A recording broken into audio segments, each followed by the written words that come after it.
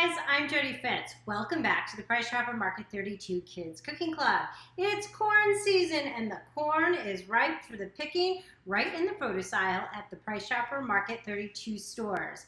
I'm going to make my version of a Mexican street corn. It's a little lighter than the traditional, and here's how you guys can make it at home. You can use an oven to make street corn. Simply preheat the oven to 350 degrees, place the ears of corn in the heated oven very carefully, and bake them for 40 minutes. While the corn is roasting, it's a great time to prep the rest of the ingredients.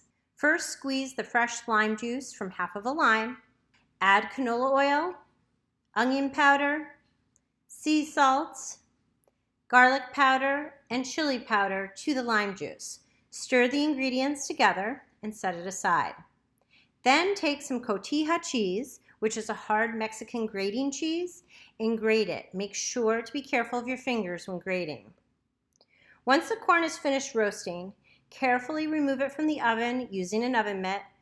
Let the corn cool a little bit, enough to be able to peel back the husk without it hurting your fingers. It should be warm, not hot. You can leave the husks on peeled back for holding onto the corn for eating it if you'd like.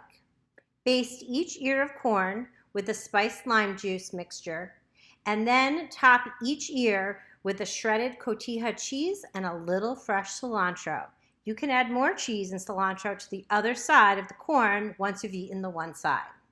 All right, guys, making Mexican street corn can be just that easy. Stay tuned at the Price Chopper Market 32 Kids Cooking Club. We have back to school recipes coming your way very soon.